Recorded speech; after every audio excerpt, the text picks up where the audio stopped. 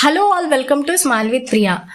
ఈరోజు ప్రియాంక గురించి little introduction ఇస్తాను. తనకి ADHD ఉంది. She is 10 years old now. తను ఇప్పుడు ఒక ఇంక్లూజివ్ స్కూల్లో గ్రేడ్ 3 చదువుతుంది. హైదరాబాద్లో CBSE సిలబస్ చదువుతోంది.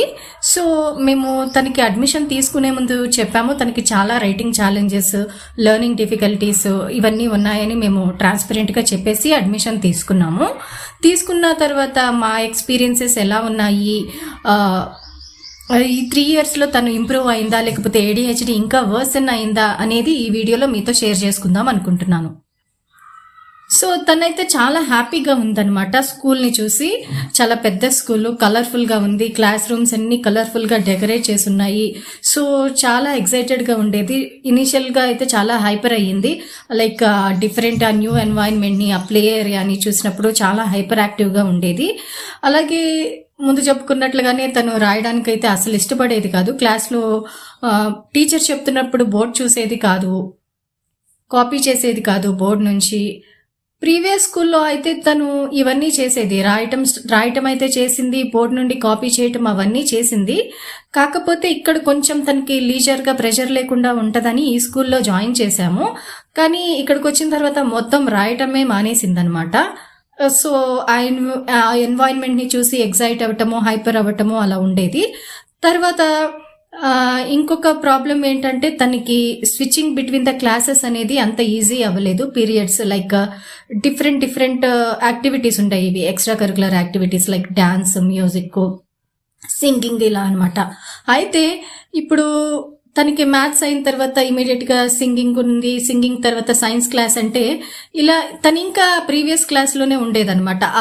ఆ థింగ్ని క్యారీ చేసేది, ఆ సింగింగ్లోనే ఉండిపోయేది. ఇది రాయటానికి ఇష్టపడేది కాదనమాట. సో అలాంటప్పుడు ఫ్రస్ట్రేషన్ వచ్చేసి తను ఏం చేసేదంటే నోట్బుక్స్ని టేర్ చేసేయటము, క్లాస్ బుక్స్ని టేర్ చేసేయటము ఇలా చేసేదనమాట. ఇది ఒక కంప్లైంట్ కింద ఉండేది. అంతేకాకుండా తనలో యాంగ్జియస్నెస్ పెరిగిపోయేది. అప్పుడు ఏం చేసేదంటే ఎప్పుడు పెన్సిల్ షార్ప్ చేసుకుంటావు, లేకపోతే ఆ పెన్సిల్ లెడ్ తినేస్తూ ఉండేది. అంతేకాకుండా నెయిల్స్ బైటింగ్ చేయటము ఇవన్నీ చేస్తూ ఉండేదన్నమాట.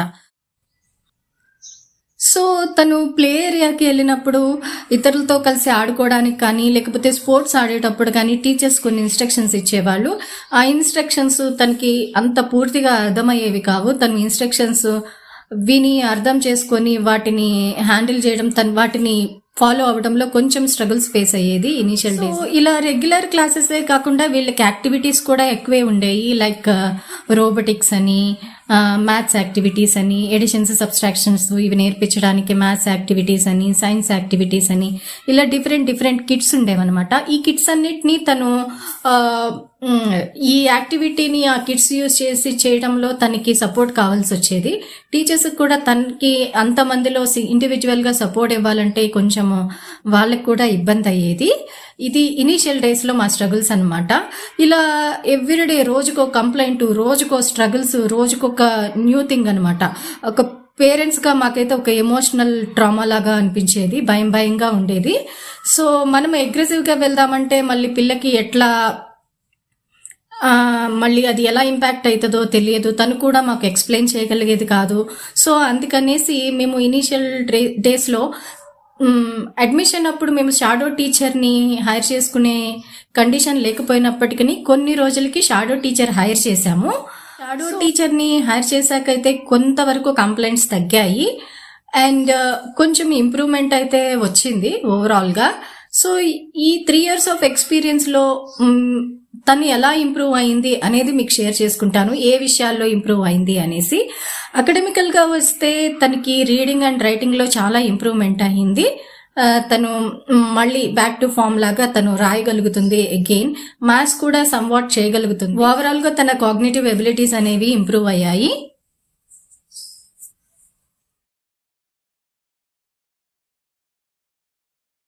సపోర్ట్ చేశారంటే తనకు ఒక ఫ్రెండ్ని ఇచ్చారు. కొంచెం చదివే పాపని. సో ఆ పిల్ల తినికి సపోర్ట్ చేసేది అన్ని విషయాల్లో, సో దట్ వాళ్ళిద్దరి మధ్య ఫ్రెండ్షిప్ పెరుగుతుంది అనేసి, ఈ లెర్నింగ్ లో కూడా హెల్ప్ చేస్తుందని చెప్పేసి సో స్కూల్ ఆ విధంగా హెల్ప్ చేసింది. ఓవరాల్ గా క్లాస్ లో అయితే తనకి ఫ్రెండ్షిప్స్ చాలా ఇంప్రూవ్ అయ్యాయి. అసలు ఫ్రెండ్షిప్ అంటే ఏంటి, ఎలా ఫ్రెండ్షిప్ చేసుకోవాలి, కేరింగ్ షేరింగ్ అనే కాన్సెప్ట్ తనకి బాగా అర్థమైంది. వాళ్ళతో ఎలా ఆడుకోవాలో ఇనీషియల్ డేస్ లో ఇన్స్ట్రక్షన్స్ ఫాలో అయ్యి ఆడుకోవడంలో స్ట్రగుల్స్ ఉన్నప్పటికీ ఇప్పటికైతే కొంచెం వాళ్ళని అర్థం చేసుకొని వాళ్ళతో పాటు చిన్న చిన్న గేమ్స్ ఆడటము, వాళ్ళతో బాండ్స్ ఎస్టాబ్లిష్ చేసుకోవడంలో కొంతవరకు అయితే తను సక్సెస్ అవ్వగలిగింది. కన్సిస్టెంట్ గా ఇప్పుడు కొన్ని ఫ్రెండ్స్ అయితే మెయింటైన్ చేయగలుగుతుంది. అండ్ ఇంకా బుల్లింగ్ విషయానికి వస్తే, స్కూల్ ముందుగానే చెప్పినట్లు స్కూల్లో మేజర్ బుల్లింగ్ అయితే మేమేమీ ఫేస్ చేయలేదు. తను ఇనీషియల్ డేస్ లో క్లాస్ వర్క్ అయితే అసలు రాసేది కాదు. సో క్లాస్ వర్క్, హోంవర్క్ కూడా నేనే ఇంటి దగ్గర టేక్ కేర్ చేసేదాన్ని. హోంవర్క్ కూడా వాళ్ళు తనకి రెగ్యులర్ గా కరెక్ట్ చేసేవాళ్ళు కాదు, 15 days కోసారి అట్లా కరెక్ట్ చేసేవాళ్ళు. ఎవ్రీడే కంప్లీట్ చేసేయాలి ఈ హోంవర్క్, ఏది ఏమైనా సరే, లేకపోతే పనిష్ చేస్తారు, అట్లా అయితే ఉండేది కాదు. Most important thing is public speaking అనమాట. పబ్లిక్ స్పీకింగ్ వల్ల తనకి యాక్చువల్లీ తను చిన్నప్పుడు తనకి స్పీచ్ డిఫికల్టీస్ ఉన్నాయి. సో ఈ పబ్లిక్ స్పీకింగ్ వల్ల మేము యాక్చువల్లీ ఇంకొకటి వచ్చేసి పబ్లిక్ స్పీకింగ్ అనమాట. తనకి చిన్నప్పటి నుంచి స్పీచ్ డిఫికల్టీస్ అవన్నీ ఉన్నాయి. ఈ పబ్లిక్ స్పీకింగ్ క్లాసెస్ లో తనైతే ఒక చోట నుంచునేది కాదనమాట. స్లోలీ ఈ 3 years ఆఫ్ పీరియడ్ లో తను నుంచొని ఇప్పుడు కొంచెం చెప్పడం కూడా స్టార్ట్ చేసింది. అటు ఇటు మూవ్ అవ్వకుండా కొంచెం గుడ్ బాడీ లాంగ్వేజ్ తో చెప్పడం నేర్చుకుందనమాట. సో అదొక దానివల్ల clarity of speech, communication skills కూడా ఇంప్రూవ్ అయ్యాయి. ఇంకా ఎగ్జామినేషన్ విషయానికి వచ్చినట్లయితే అందరితో పాటు తినకు కూడా సేమ్ ఎగ్జామినేషన్ పేపర్ ఉండేదన్నమాట. తనకి రీడింగ్ చేసుకొని ఆ క్వశ్చన్ అండర్స్టాండ్ చేయడంలో వీళ్ళు హెల్ప్ చేసేవాళ్ళు తనకి. తను అప్పుడు రాసేది. ఆ తర్వాత ఇంకా మార్క్స్ వచ్చిన తర్వాత ఈ మార్క్స్ ని కంపేర్ చేయడం కానీ, నార్మల్ పిల్లలతో కంపేర్ చేయడం కానీ, ఈవెన్ నార్మల్ రెగ్యులర్ కిడ్స్ ని కూడా ఒకరితో కూడా కంపేర్ చేసేవాళ్ళు కాదు. సో అదొక గుడ్ పాయింట్ అనమాట. సో దానివల్ల మన మీద పేరెంట్స్ గా స్ట్రెస్ ఉండదు, పిల్లకు కూడా స్ట్రెస్ ఉండేది కాదు, కొంచెం హ్యాపీగానే ఉండేది. సో ఫైనల్లీ ఏంటంటే ఈ 3 years ఆఫ్ ఎక్స్పీరియన్సెస్ లో మేమైతే ఇనీషియల్ స్టేజెస్ లో చాలా స్ట్రగుల్స్ ఫేస్ చేశాము.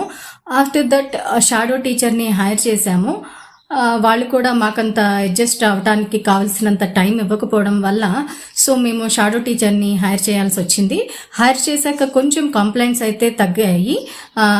తర్వాత ఓవరాల్గా తనలో కూడా ఇంప్రూవ్మెంట్ వచ్చింది. లైక్ ఏజ్ వైజ్ కానీ, ఇంటి దగ్గర టేక్ కేర్ తీసుకోవడం వల్ల కానీ, స్కూల్లో షాడో టీచర్ దగ్గరుండి రాపించడం వల్ల కానీ, ఈ 3 factors యాడ్ అవ్వటం వల్ల తనలో మేము కొంతవరకు అయితే ఇంప్రూవ్మెంట్ని చూడగలుగుతున్నాము. అకాడమికల్గా తను ఓవరాల్గా తను బాగానే చేయగలుగుతుంది. రైటింగ్ మాత్రం కొంచెం ఛాలెంజెస్ ఉన్నాయి. రాస్తుంది, but at there are some challenges. ఇప్పటికీ ఇంకా రీడింగ్, రైటింగ్ అంటే మాత్రం కొంచెం ఏడుస్తుంది. ఎందుకంటే దానికి చాలా పేషెన్స్ కావాలి కాబట్టి కొంచెం ఏడుస్తుంది అనమాట. సో ఆ టైంలో మనం కొంచెం తన్ని ప్రేజ్ చేస్తూ ఉండాలి, ఓ వావ్ గ్రేట్ అనేసి. అప్పుడు తను మళ్ళీ బ్యాక్ టు ఫామ్ లోకి వస్తుంది. సో ఇదైతే మాది జర్నీ. మాకైతే వర్కౌట్ అయ్యింది ఈ స్కూల్ వచ్చేసి. So thank you for listening. Bye.